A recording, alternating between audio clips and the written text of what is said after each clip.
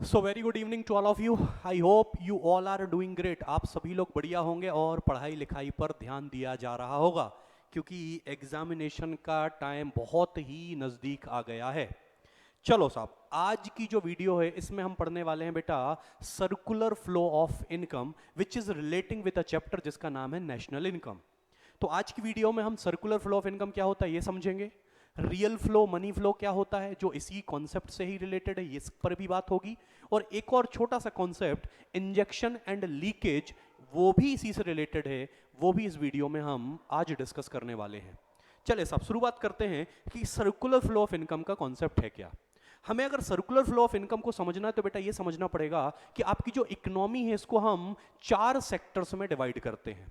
So economy comprises of 4 sectors, जिसमें सबसे पहला आता है हाउस होल्ड, दूसरा आता है फर्म और प्रोड्यूसर, तीसरा आता है गवर्नमेंट एंड लास्ट आता है बेटा रेस्ट ऑफ द वर्ल्ड। जब हम चारों सेक्टर की बात करते हैं तो बेटा इसको बोलते हैं हम ओपन इकोनॉमी। जबकि हम केवल और केवल जब दो सेक्टर की बात करें जिसमें एक आएगा फर्म और प्रोड्यूसर और दूसरा आएगा बेटा हाउस होल्ड, इसको बोलते हैं क्लोज्ड इकोनॉमी। आपके 12th के सिलेबस में बेटा केवल क्लोज्ड इकोनॉमी की ही बात की गई है। मतलब हम जब सर्कुलर फ्लो ऑफ इनकम की बात करेंगे तब हम केवल और केवल दो ही सेक्टर लेंगे, जिसमें एक होगा बेटा हाउस होल्ड और दूसरा होगा आपका फर्म और प्रोड्यूसर। अब सर्कुलर फ्लो की शुरुआत हुई कैसे सर, आप समझें, क्योंकि बेटा हाउस होल्ड में आते हैं सर कंज्यूमर, एंड आप जानते हैं कंज्यूमर की जो बॉन्ड्स हैं वो हैं अनलिमिटेड।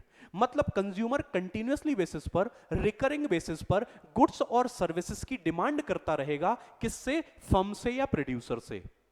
अब क्योंकि बेटा फर्म के पास, प्रोड्यूसर के पास कंटिन्यूअसली बेसिस पर गुड्स और सर्विसेज की डिमांड आ रही है और उसके प्रोडक्शन के लिए उसको चाहिए factors of production. Factor of production कौन सप्लाई करता है सर, हाउस होल्ड। मतलब सर सबसे पहले हाउस होल्ड ने सप्लाई किया फैक्टर्स ऑफ प्रोडक्शन का। एरो की डायरेक्शन बहुत अच्छे से देखिएगा। फैक्टर ऑफ प्रोडक्शन सप्लाई किए गए किसके द्वारा सर, हाउस होल्ड के द्वारा। किसको, फर्म को और प्रोड्यूसर को।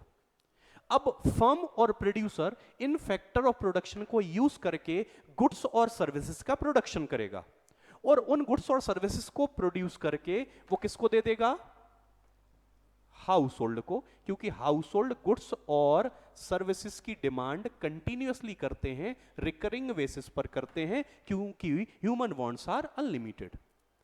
सर पहला फ्लो देखो कंप्लीट हो गया है। Production, factors of production supply किए गए by the household to the firm और उन फैक्टर्स ऑफ प्रोडक्शन को यूज करके गुड्स और सर्विसेज का प्रोडक्शन किया गया और वो सप्लाई कर दिए गए कहां पर, वापस हाउस होल्ड को। अब आगे बढ़ती है कहानी। सर क्योंकि household factors of production दे रहे हैं किसको, फर्म को, तो इन फैक्टर्स ऑफ प्रोडक्शन के रिटर्न में वो फर्म से कुछ ना कुछ पेमेंट चाहेंगे, जिसको हम बोलेंगे फैक्टर पेमेंट, या हाउस होल्ड के पॉइंट ऑफ व्यू से वो हो जाएगी फैक्टर इनकम। मतलब दूसरा फ्लो सर चालू कर रहा हूं मैं, दूसरा फ्लो में चालू कर रहा हूं।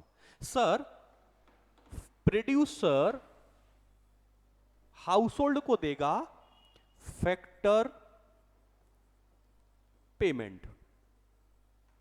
सर फैक्टर पेमेंट क्यों दे रहा है, क्योंकि फर्म ने, प्रोड्यूसर ने हाउस होल्ड से फैक्टर्स ऑफ प्रोडक्शन लिए हैं तो उनके रिटर्न में उनको पेमेंट करना पड़ेगा, जिसको हम बोलेंगे फैक्टर पेमेंट या फैक्टर इनकम।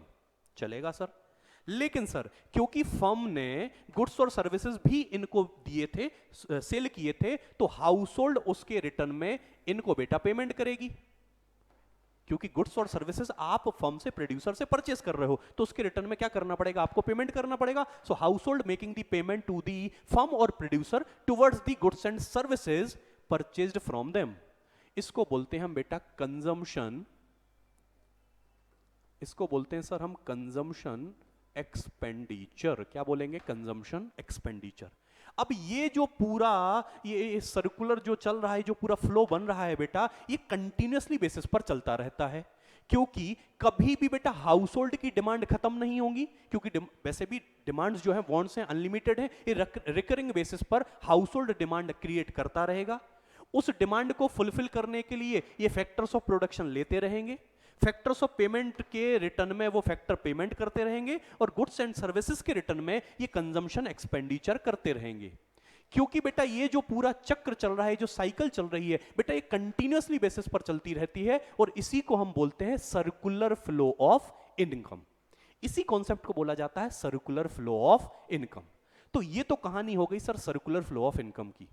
अब इसी के साथ लगे हाथ हम समझते हैं कि sir what is the meaning of real flow and money flow. आप समझिएगा बेटा, मैं यहां शॉर्ट में लिखता हूं, जब भी रियल फ्लो की बात आएगी तो आप समझना, जब डिफरेंट सेक्टर्स के बीच, अक्रॉस दी डिफरेंट सेक्टर, जब गुड्स एंड सर्विसेज का जो ट्रांसफर हो रहा है, गुड्स एंड सर्विसेज का जो फ्लो हो रहा है बिटवीन दी डिफरेंट सेक्टर्स, उसको हम बोलते हैं रियल फ्लो। मतलब रियल फ्लो में आता है गुड्स एंड सर्विसेज का फ्लो। जबकि देखो मनी का तो नाम ही मनी से आ रहा है। सर मनी फ्लो का मतलब आता है flow of money across the different sectors. आप देखो मनी का फ्लो कहां कहां हो रहा है। सर एक तो हाउस होल्ड पेमेंट कर रहा है फर्म को towards the goods and services जो परचेज की, एक तो ये पेमेंट हो रहा है। दूसरा, फर्म भी बेटा पेमेंट कर रही है मनी के टर्म में इन फैक्टर ऑफ प्रोडक्शन जो उन्होंने लिए थे हाउस होल्ड से, उसके रिटर्न में। तो ये जो फैक्टर पेमेंट है ये भी मनी है बेटा, और ये जो कंजम्पशन एक्सपेंडिचर है ये भी मॉनेटरी टर्म में है। तो जो डिफरेंट सेक्टर के बीच में मॉनेटरी ट्रांजैक्शन हो रहा है वो आता है बेटा किस में। तो यहां अगर अपन लिखें तो यहां लिखें मॉनेटरी ट्रांजैक्शन जो आएगा वो कहलाता है आपका मनी फ्लो। मतलब मनी फ्लो में हो रहा है सर मॉनेटरी ट्रांजैक्शन, जबकि रियल फ्लो में हो रहा है फिजिकल गुड्स एंड सर्विसेज का transaction across the different sectors of economy. ये भी समझ में आता है। तो एक मैंने आपको बोला था कि इस वीडियो में हम सर्कुलर फ्लो ऑफ इनकम की बात करेंगे, दूसरा मैंने बोला था रियल फ्लो और मनी फ्लो की बात करेंगे, एंड तीसरा और आखिरी जो इसी से एसोसिएटेड है वो है बेटा इंजेक्शन एंड लीकेज। आप समझिए इंजेक्शन का मतलब होता है कुछ इंजेक्ट करना, जबकि लीकेज का मतलब होता है कोई चीज को बाहर, कुछ चीज लीक हो जाती है जैसे अपन बोलते हैं ना, बाहर निकालना। सर आप समझो, अगर सर्कुलर फ्लो ऑफ इनकम में से अगर या तो इनकम बढ़ जाए, प्रोडक्शन बढ़ जाए, डिमांड बढ़ जाए, तो कहीं ना कहीं आपका सर्कुलर फ्लो ऑफ इनकम क्या हो जाएगा, एक्सपांड हो जाएगा, बढ़ जाएगा, क्योंकि प्रोडक्शन बढ़ गया है, आपकी या तो इनकम बढ़ गई है। तो जब इंक्रीज हो जाए इनकम में, प्रोडक्शन में, डिमांड में कहीं ना कहीं, तो सर इसको बोलते हैं हम इंजेक्शन। इसको बोलते हैं injection which will lead to the expansion in the circular flow of income. On the other hand, on the contrary, अगर सर प्रोडक्शन कम हो जाए, इनकम कम हो जाए, डिमांड कम हो जाए, तो इस केस को बोलते हैं contraction of circular flow of income, और उसी को बोलते हैं लीकेज। मतलब सर इंजेक्शन में क्या होगा, circular flow of income expand होगा, बढ़ेगा, जबकि लीकेज में there is a contraction in circular flow of income, जिससे आपका सर्कुलर फ्लो ऑफ इनकम क्या हो जाएगा, छोटा हो जाएगा, कॉन्ट्रैक्ट हो जाएगा, कॉन्ट्रैक्शन हो जाएगा उसमें। तो ये तीन टॉपिक ऐसे हैं बेटा जो एक दूसरे से बिल्कुल रिलेटेड हैं, बिल्कुल एसोसिएटेड हैं। और अगर कल को एग्जाम में क्वेश्चन आता है तो बेटा रियल फ्लो मनी फ्लो पर बढ़िया क्वेश्चन पूछ लेते हैं, या 3 मार्क में what do you mean by circular flow of income वो पूछ लेते हैं बेटा। अगर एग्जाम में आता है तो आपको इसी फ्लो चार्ट की हेल्प से ही उनको समझाना है जो मैंने समझाया है। आप ये पूरा डायग्राम बनाइएगा और उसके बाद क्या करिएगा, जो मैंने थ्योरी आपको इसके माध्यम से समझाने की कोशिश की है वही सेम आप भी अपनी कॉपी में लिख दीजिएगा, आपका आंसर बिल्कुल सही हो जाएगा, कोई दिक्कत वाली बात नहीं होगी। आई होप आपको ये बात समझ में आई होगी। सो इस वीडियो में केवल हमें यही चर्चा करनी थी, real flow, money flow, injection, leakage and circular flow of income. I hope आपको ये बात समझ में आ गई होगी। चलें सर, मिलेंगे आपसे नेक्स्ट वीडियो के अंदर। Thank you so much, and पढ़ाई जारी रखें, एग्जाम क्योंकि बहुत नजदीक आ चुके हैं। Thank you so much, bye bye, see you, take care.